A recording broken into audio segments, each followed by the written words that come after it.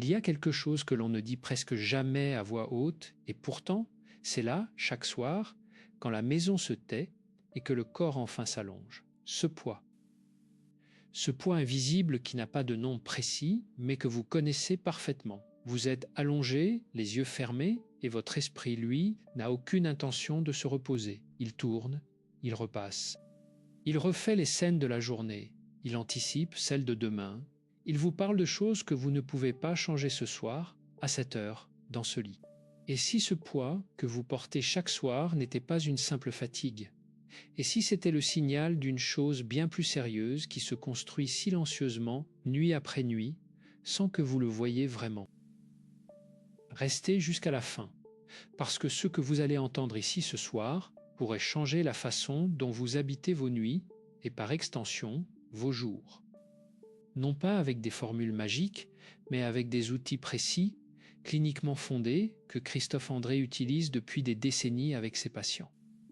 Si vous repartez maintenant sans ces outils, vous risquez de continuer à perdre ce que vous ne pouvez pas racheter, le sommeil, la paix et la présence auprès de ceux que vous aimez. Imaginez par un instant une femme de 62 ans. Appelons-la Marguerite. Elle vit dans une maison tranquille du Midi, entourée de ses petits-enfants le week-end. Sa fille lui dit souvent « Maman, tu as l'air fatiguée ». Elle répond toujours la même chose « Non, non, ça va ». Et elle sourit. Mais Marguerite ne dort plus vraiment depuis 2 ans.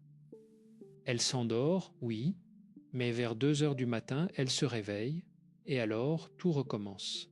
Les pensées, les inquiétudes. La liste des choses qu'elle n'a pas faites, de celles qu'elle aurait dû dire, de celles qu'elle redoute pour demain.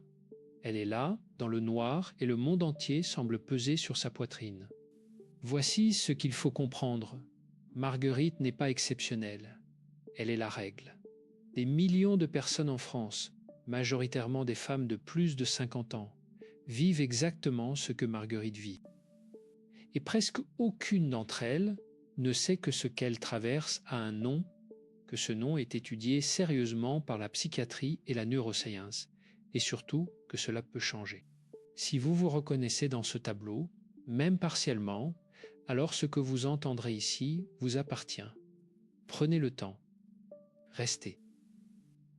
Et si vous pensez à quelqu'un d'autre en ce moment, quelqu'un qui dort mal, qui s'inquiète trop, qui semble absent même quand il est là, alors partagez ce contenu avec cette personne. Parfois, le premier geste de soin envers quelqu'un, c'est simplement de lui dire « écoute ça ». Il y a un mot pour ce que vivent Marguerite et tant d'autres, mais ce mot, il faut le mériter.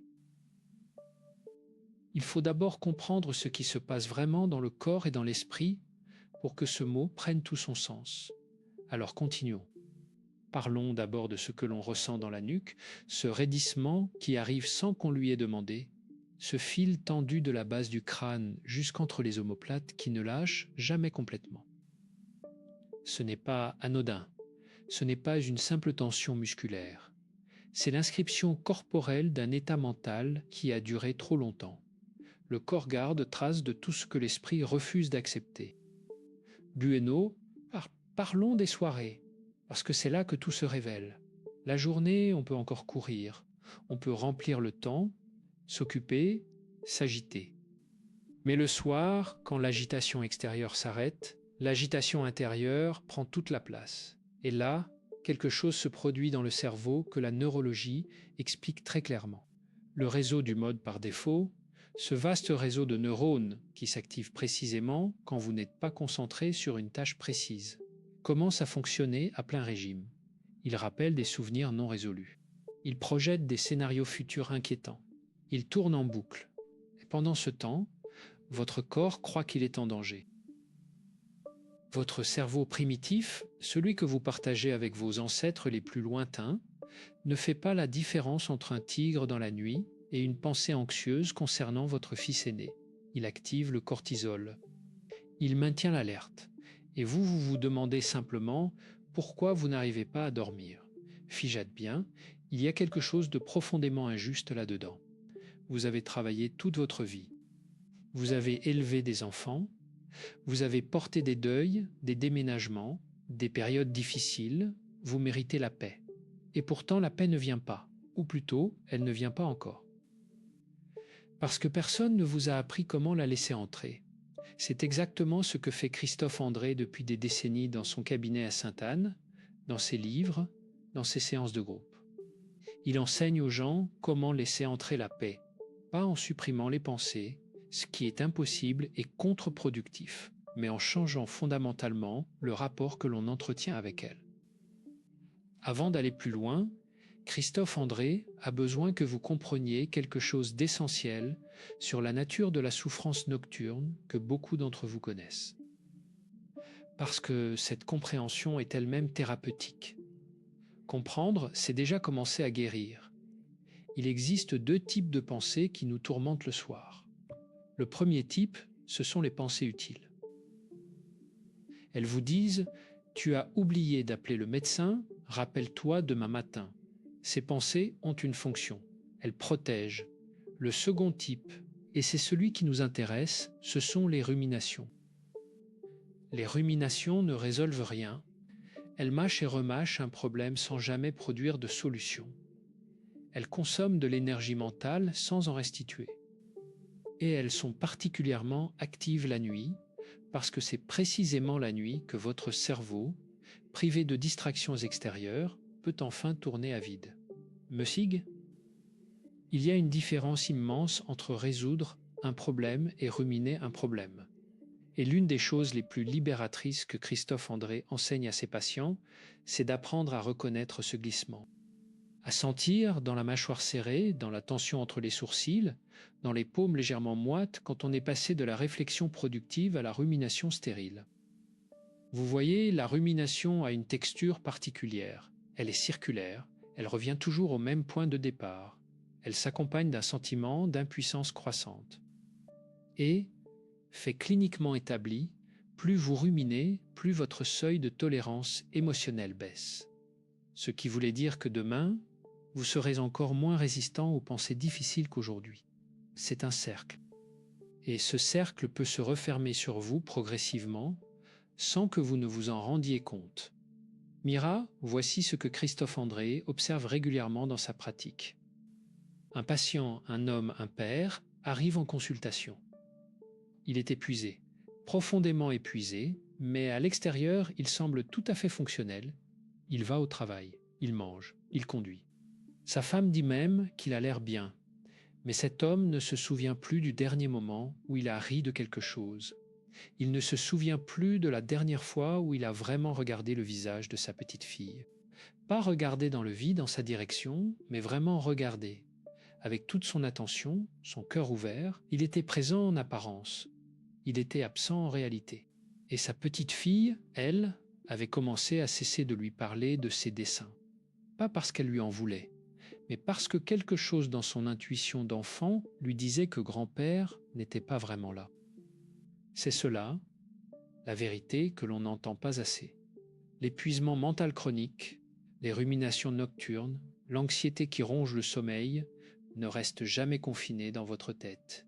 Ils débordent, ils colorent tout. Ils changent la qualité de votre présence auprès de ceux que vous aimez. Et les enfants, les petits-enfants, les conjoints, ils le perçoivent, pas toujours consciemment, mais ils le perçoivent. Alors continuons à aller au fond des choses. Parce que si vous continuez à lire sans changer quoi que ce soit, si les semaines passent et que les nuits restent hantées par ce poids invisible, quelque chose de plus grave peut s'installer. Quelque chose que Christophe André préfère nommer clairement, même si c'est difficile à entendre. Le manque de sommeil chronique, associé à des ruminations récurrentes, est l'un des facteurs de risque les mieux documentés dans le développement d'un épisode dépressif majeur. Ce n'est pas une hypothèse. C'est une donnée clinique solide, répétée dans des centaines d'études sur plusieurs décennies. Le cerveau privé de sommeil réparateur perd progressivement sa capacité à réguler les émotions. La résistance au stress diminue. La vision de l'avenir devient de plus en plus sombre. Et ce qui était de l'inquiétude ordinaire peut se transformer, lentement mais sûrement, en quelque chose de beaucoup plus lourd. Il ne s'agit pas de vous faire peur pour vous faire peur. Christophe André a vu trop de patients arriver en consultation après des années de résistance en disant « Je pensais que ça passerait, que c'était normal d'être aussi fatigué ». Ce n'est pas normal. Ce n'est pas une fatalité, mais cela demande une action concrète. Et cette action doit commencer maintenant. Pas dans un mois, pas quand vous vous sentirez mieux, mais maintenant. L'eau, Vess, le danger n'est pas dans le futur abstrait. Il est dans les nuits que vous avez déjà vécues et dans celles qui viennent si rien ne change. Et il y a autre chose encore. Quelque chose que Christophe André tient à nommer parce qu'il est rarement dit dans les livres de développement personnel. Quand vous êtes dans cet état, quand l'épuisement est profond et que le sommeil ne répare plus vraiment, votre capacité à ressentir du plaisir commence à s'émousser. Les neurologues appellent cela l'anédonie. Vous pouvez encore sourire, encore aller au restaurant avec vos enfants, encore jardiner. Mais quelque chose manque, une certaine qualité de saveur dans les choses. Et progressivement, vous vous retrouvez à faire les gestes de votre vie sans vraiment habiter ces gestes. Imaginez un moment. Votre jardin au printemps, la lumière qui passe entre les feuilles d'un arbre. La voix de quelqu'un que vous aimez qui vous appelle depuis l'intérieur de la maison. Ces instants existent encore, ils sont là. Mais si votre esprit est ailleurs, absorbé dans ces ruminations, ces instants passent sans vous toucher. Et ils ne reviennent pas. Ces moments-là, vous ne pouvez pas les reprendre. C'est peut-être la perte la plus douloureuse que Christophe André observe dans sa clinique. Des personnes qui ont eu de belles vies et qui réalisent un jour qu'elles n'y étaient pas vraiment, qu'elles l'ont traversée sans la vivre, en pilote automatique, absorbées par des angoisses que la nuit alimentait et que le jour reconstruisait. Puis, avant de vous donner ces outils, et ils arrivent concrètement, clairement, Christophe André veut vous poser une question, une seule. Une question simple mais qui a le pouvoir de tout changer si vous y répondez honnêtement.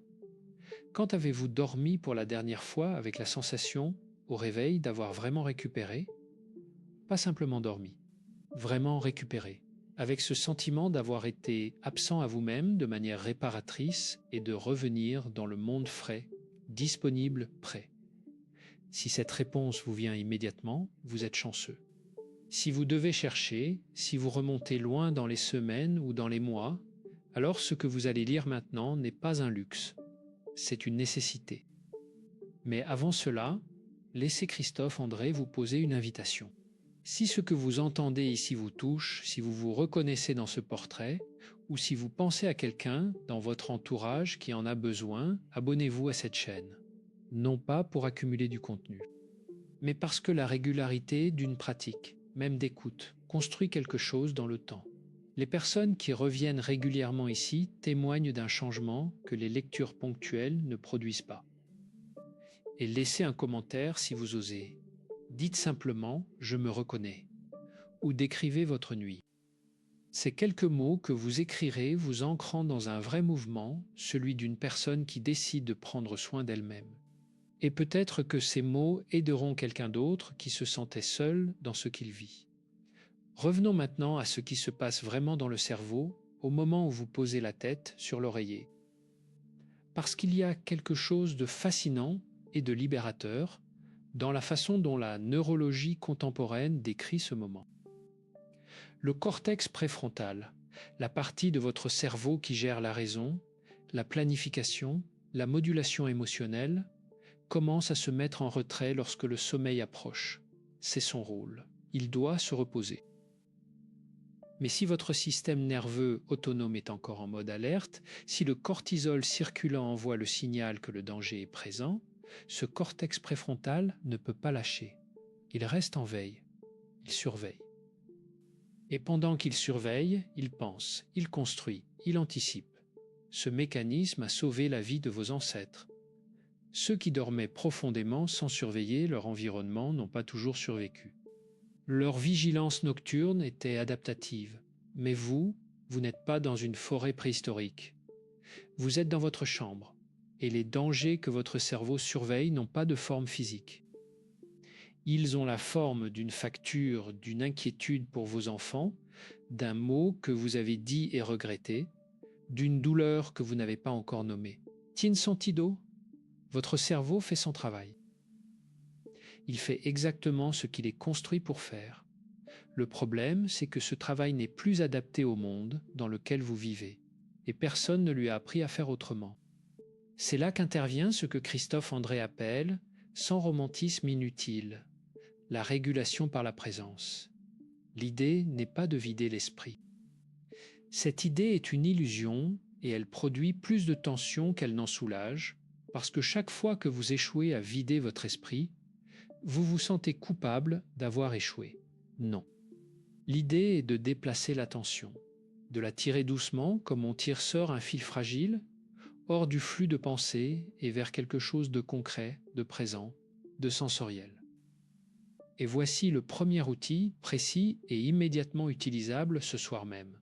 Christophe André l'enseigne à ses patients depuis le début de sa pratique du mindfulness. Il est d'une simplicité déconcertante et c'est précisément cette simplicité qui résiste au scepticisme. Quand vous êtes allongé et que les pensées commencent leur travail nocturne, portez l'attention sur la température de l'air qui entre par vos narines. Juste cela. L'air qui entre est légèrement frais. L'air qui sort est légèrement chaud. Pas besoin de respirer différemment. Pas besoin de compter. Juste observer cette différence de température. Fraîcheur à l'inspiration. Tiédeur à l'expiration.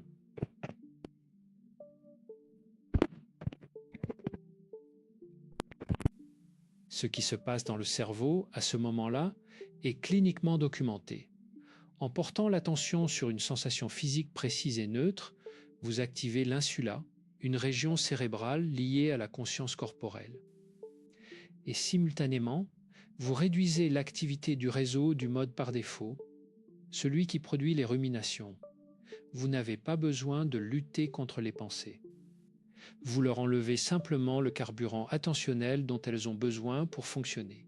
Essayez ce soir. Juste 5 respirations avec cette conscience de la température.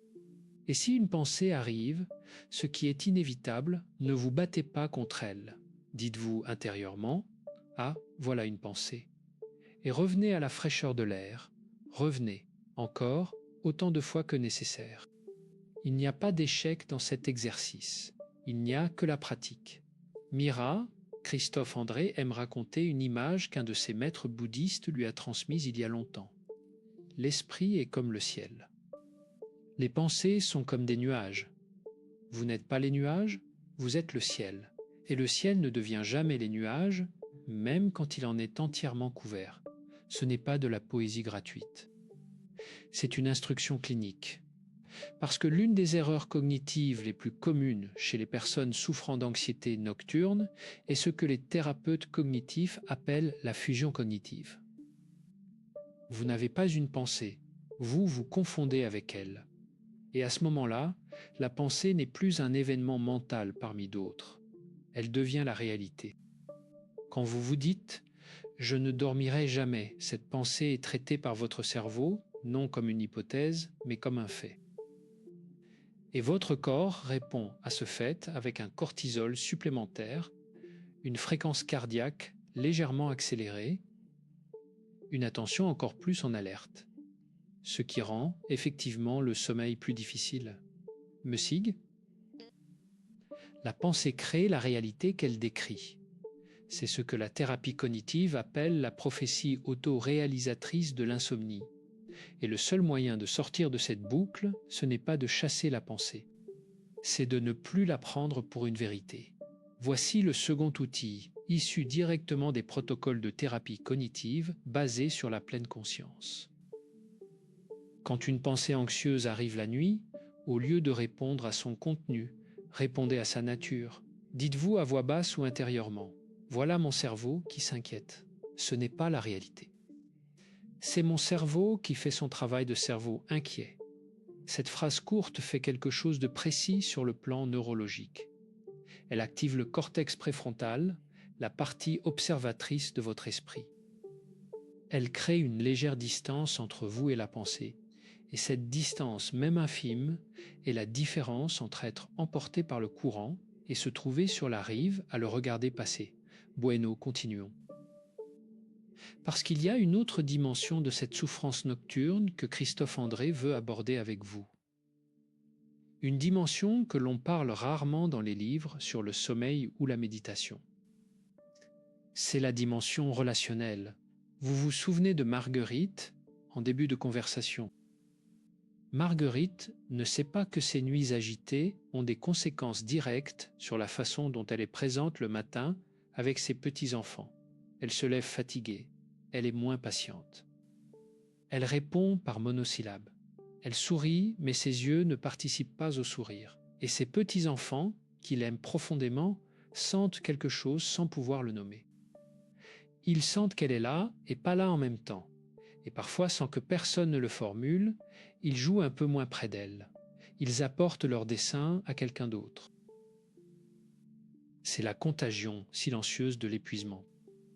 Le prix que paient vos proches, non pas parce que vous êtes mauvais, non pas parce que vous ne les aimez pas, mais parce que vous êtes épuisé et que l'épuisement rétrécit la conscience. Il réduit le champ de présence. Il vous recentre sur vous-même malgré vous. Christophe André ne dit pas cela pour vous culpabiliser.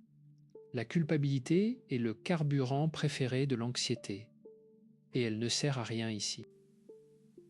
Il le dit pour vous donner une raison supplémentaire de prendre soin de vous, pas par égoïsme, par amour. Parce que prendre soin de votre sommeil, de votre tranquillité nocturne, de votre équilibre mental, c'est un geste d'amour envers ceux qui vivent à côté de vous et qui ont besoin de vous, vraiment besoin de vous. Présent, disponible, avec cette légèreté que vous pouvez retrouver. Et maintenant, imaginez par un instant ce que ce serait. Vous vous réveillez demain matin. Votre mâchoire est détendue. Vous le sentez immédiatement. Il n'y a pas cette lourdeur derrière les yeux que vous connaissez si bien. Vous descendez prendre votre café et quelque chose dans la lumière de la cuisine vous touche vraiment, la chaleur de la tasse dans vos paumes. L'odeur du matin. Et quand votre petit-fils dévale l'escalier avec son dessin tout froissé, vous le regardez vraiment. Et lui le voit. Et quelque chose entre vous deux, ce matin-là, est différent. Cela est possible. Pas par miracle, par pratique. Continuons alors, parce qu'il faut aller encore plus loin dans la nuit pour en comprendre tous les mécanismes. Il y a quelque chose que beaucoup de personnes font sans le savoir et qui aggrave considérablement la qualité de leur sommeil. Christophe André l'appelle la lutte contre l'insomnie. Et paradoxalement, c'est la lutte elle-même qui entretient l'insomnie. Quand vous êtes réveillé à 2 heures du matin et que vous commencez à vous dire « Je dois dormir, il est 2 heures, dans 4 heures je dois me lever. Si je ne dors pas maintenant, je serai épuisé demain », vous activez une alarme dans votre système nerveux. Votre corps se prépare à un effort. Vous êtes en état de vigilance maximale. Et curieusement, plus vous essayez de dormir activement, moins vous dormez. C'est ce que les spécialistes du sommeil appellent l'hypervigilance nocturne. Votre cerveau est devenu votre propre ennemi.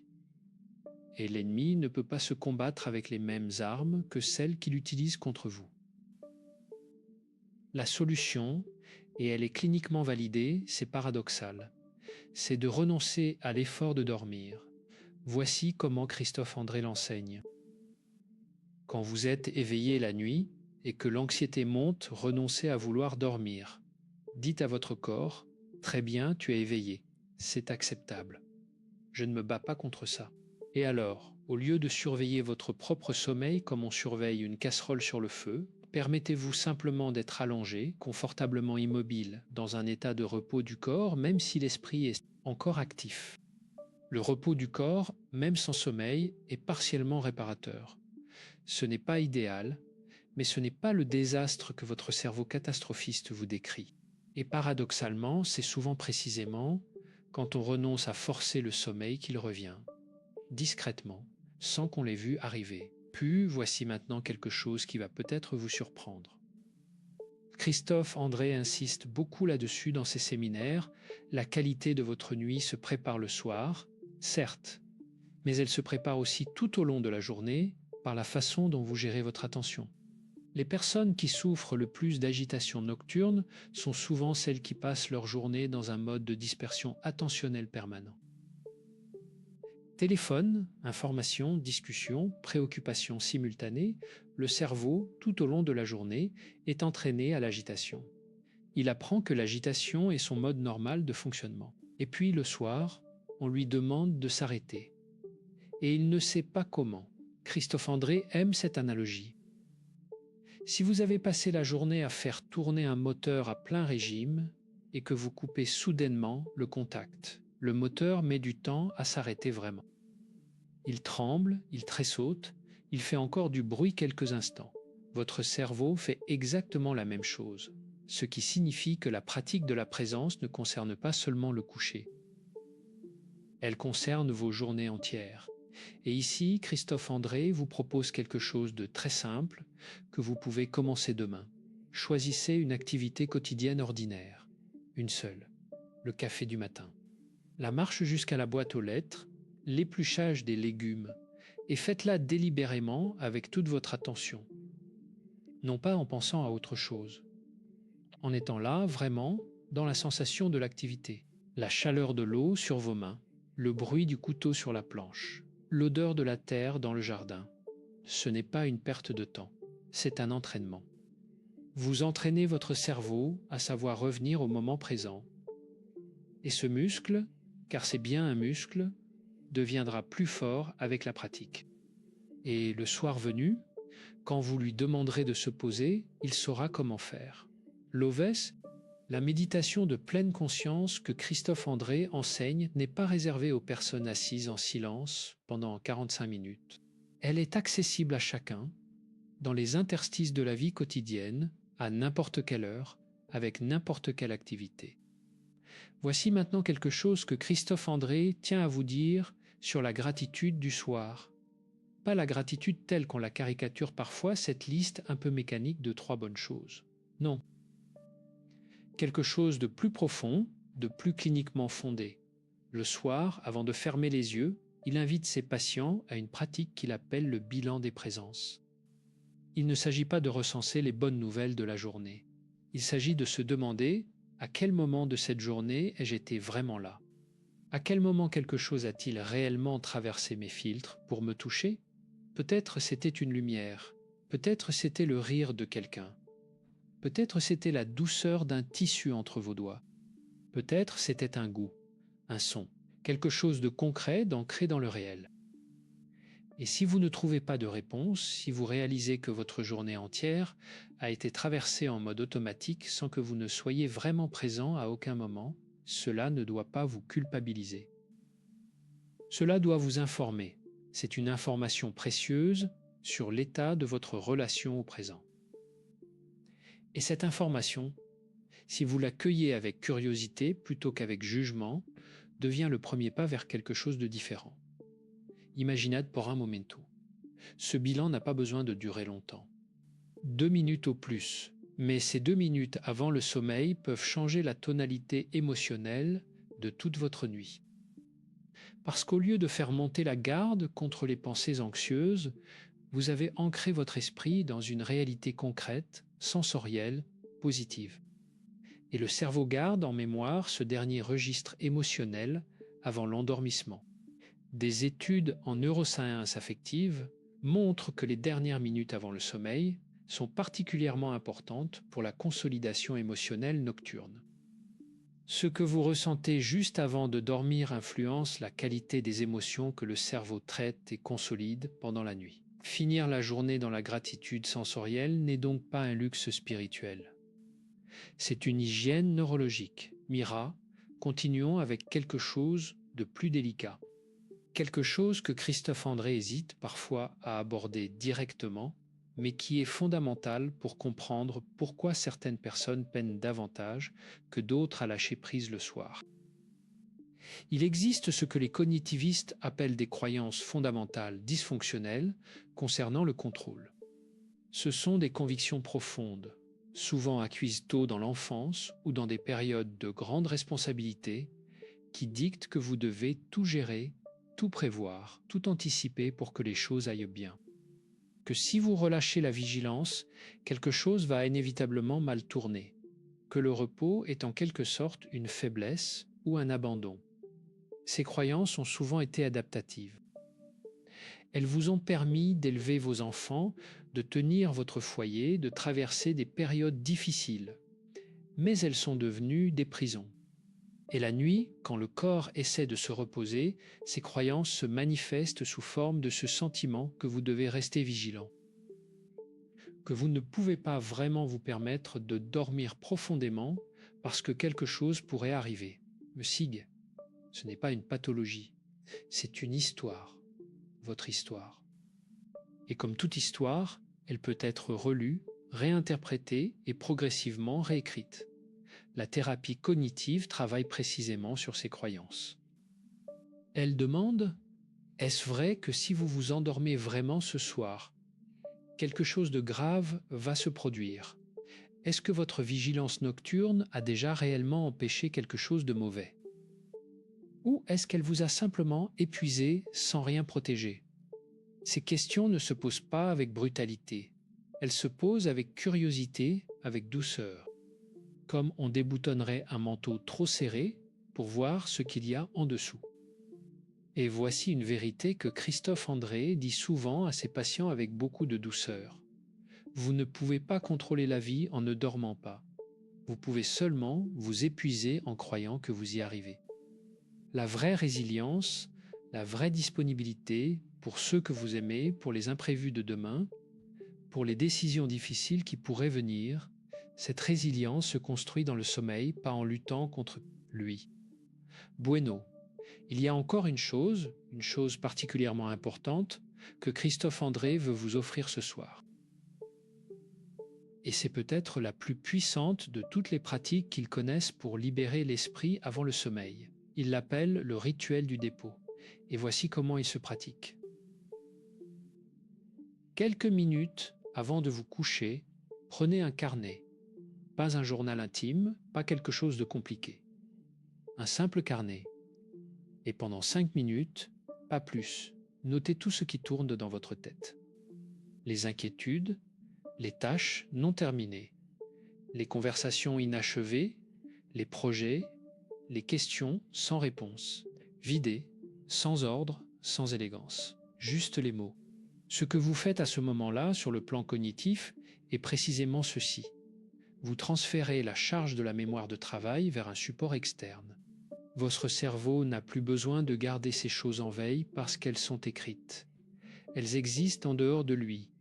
Il peut se permettre de les lâcher.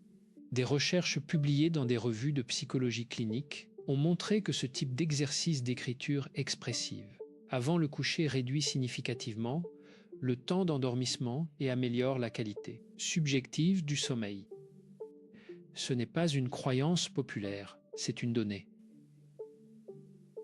Et une variante encore plus puissante que Christophe André a développée avec ses patients souffrant d'anxiété généralisée, après avoir écrit vos inquiétudes, ajoutez en face de chacune d'elles une seule courte phrase. Pas une solution, pas une résolution, juste une phrase de présence. Par exemple, ceci est une inquiétude réelle et je m'en occuperai demain quand j'aurai les ressources pour le faire. Cette phrase agit comme une permission, la permission donnée à votre cerveau de se reposer. Tien sentido, vous ne niez pas le problème, vous ne prétendez pas qu'il n'existe pas. Vous lui dites simplement, tu as ta place, et cette place n'est pas dans mon lit ce soir. Fijate bien, parlons maintenant du corps. Parce que la libération de l'esprit passe aussi par le corps, et c'est une vérité que la médecine occidentale a longtemps sous-estimée. Le soir, avant de dormir, l'attention s'accumule souvent à des endroits précis. La mâchoire, qui reste serrée même quand vous ne la serrez pas consciemment. La base du cou, là où les trapèzes rencontrent l'os. Les mains qui gardent une légère crispation comme si elles étaient prêtes à saisir quelque chose.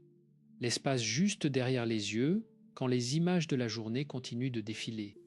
Christophe André enseigne une pratique courte que ses patients font allonger dans leur lit et qui cible précisément ces zones de tension. Commencez par la mâchoire. Desserrez-la légèrement, juste un tout petit peu plus que ce qui est naturel. Comme si vous laissiez une infime espace entre vos molaires du haut et du bas.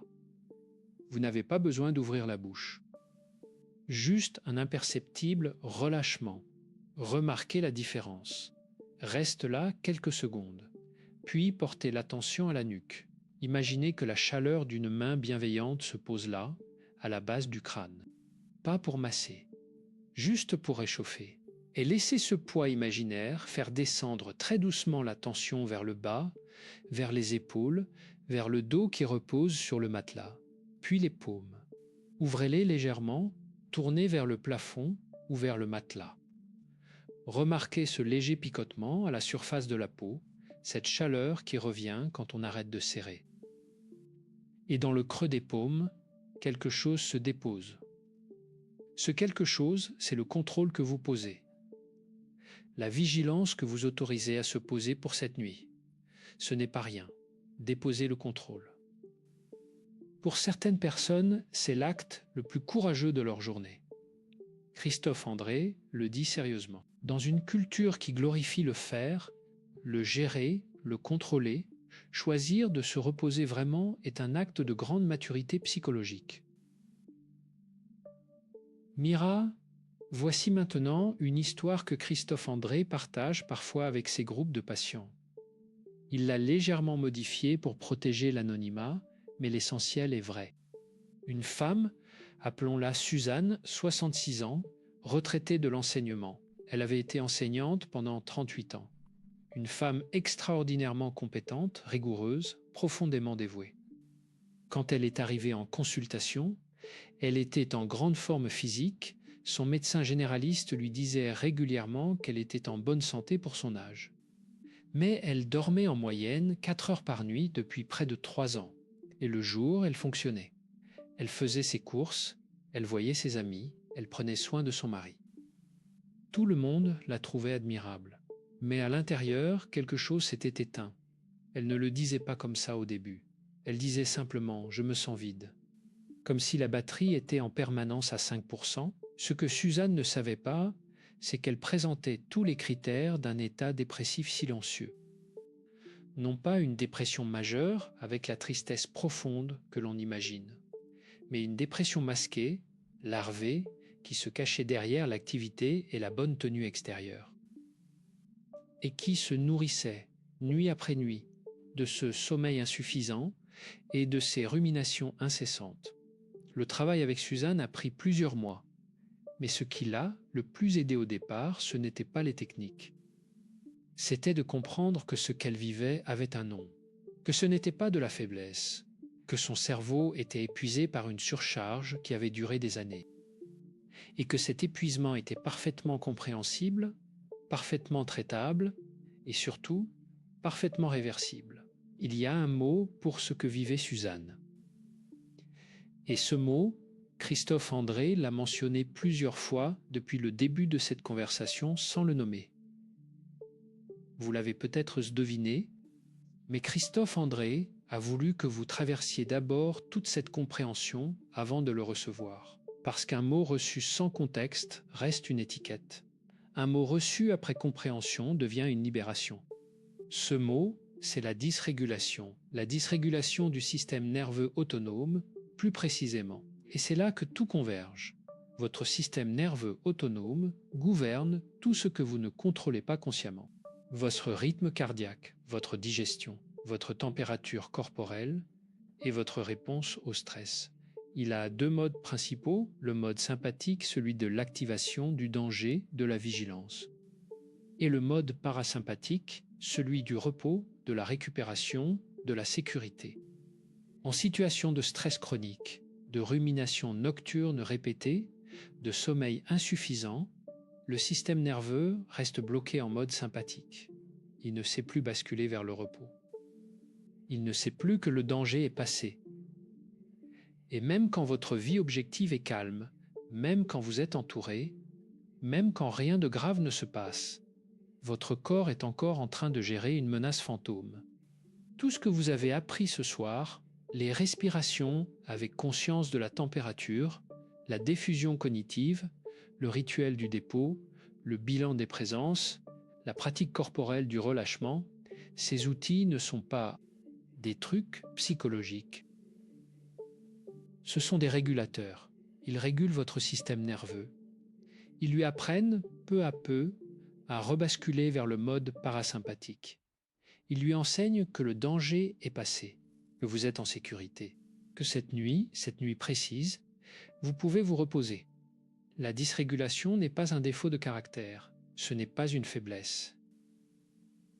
C'est une adaptation que votre corps a construite pour survivre à une charge qui était trop lourde pendant trop longtemps, et elle peut se défaire, progressivement, avec douceur, avec régularité. L'OVES, c'est cela, le poids invisible dont parle Christophe André depuis le début. Ce n'est pas la tristesse, ce n'est pas l'anxiété au sens vulgaire du terme, c'est la dysrégulation. C'est votre système nerveux qui tourne encore sur un mode de guerre alors que la paix est là, disponible tout autour de vous. Et la paix se récupère. Elle se récupère soir après soir, geste après geste, pratique après pratique. Christophe André veut vous proposer encore une dernière chose ce soir, une chose qui peut paraître banale, mais qui a un pouvoir immense. C'est la cohérence cardiaque. Vous en avez peut-être entendu parler, vous en avez peut-être même essayé une version sans vraiment savoir pourquoi cela marche. Voici pourquoi cela marche, expliqué simplement. Quand vous respirez à un rythme régulier, environ 5 ou 6 inspirations par minute, vous synchronisez votre rythme cardiaque avec votre rythme respiratoire.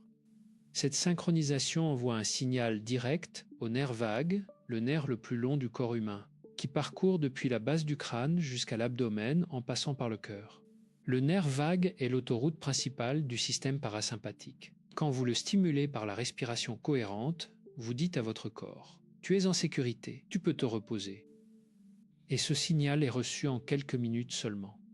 La pratique est simple. Inspirez lentement sur 5 secondes. Expirez lentement sur 5 secondes. Sans bloquer la respiration. Juste ce flux régulier, doux, continu. 5 minutes. Allongez dans votre lit avant de fermer les yeux pour de bon. Vous ne verrez pas de résultats spectaculaires la première nuit. Peut-être un peu. Peut-être que simplement vous vous sentirez légèrement moins tendu, un tout petit peu plus lourd dans le matelas. Et cette légèreté supplémentaire, même infime, c'est votre système nerveux qui commence à apprendre qu'il peut faire confiance à la nuit. Puis, Christophe André aimerait finir avec une image. Une image simple qui lui vient d'une conversation avec une patiente qui avait beaucoup de mal à accepter l'idée que les choses pouvaient changer. Elle lui avait dit « J'ai l'impression que ma tête est comme une pièce dont toutes les fenêtres seraient fermées depuis trop longtemps. L'air ne circule plus. Tout est lourd, immobile, confiné. » Et Christophe André lui avait répondu « Vous n'avez pas besoin d'ouvrir toutes les fenêtres en même temps. Il suffit d'en ouvrir une, juste un peu, pour que l'air commence à entrer. C'est cela, ces outils. Ce ne sont pas des révolutions, ce sont des fenêtres que vous entr'ouvrez, soir après soir, et l'air, peu à peu, recommence à circuler. La mâchoire se détend un peu plus vite. Les pensées de la nuit commencent à perdre de leur urgence. Le corps reconnaît la chaleur du lit comme une invitation plutôt qu'une arène. Et un matin, sans que vous ne sachiez exactement quand cela a commencé, vous vous réveillez avec un peu moins de ce poids dans la nuque, un peu plus de cette légèreté dans les mains, un peu plus de cette disponibilité dans les yeux. Et votre petite fille vous tend son dessin. Et cette fois, vous la regardez vraiment. Ce n'est pas une promesse lointaine. C'est le résultat documenté d'une pratique régulière, humble, quotidienne. Ce n'est pas la transformation spectaculaire que les réseaux sociaux aiment vendre. C'est quelque chose de plus vrai. Une restauration progressive, une réconciliation lente avec le moment présent. Christophe André ne vous demande pas de tout changer ce soir. Il vous demande juste une chose. Ce soir, quand vous poserez la tête sur l'oreiller, rappelez-vous la fraîcheur de l'air à l'entrée des narines. 5 respirations, juste 5. Et si une pensée arrive, dites-lui doucement, pas ce soir, et revenez à la fraîcheur. C'est suffisant pour commencer. Et commencer, c'est tout ce que vous avez à faire. Tienne Santido? Oui, vous le savez. vous l'avez toujours su quelque part. Vous aviez juste besoin que quelqu'un vous rappelle que c'était possible.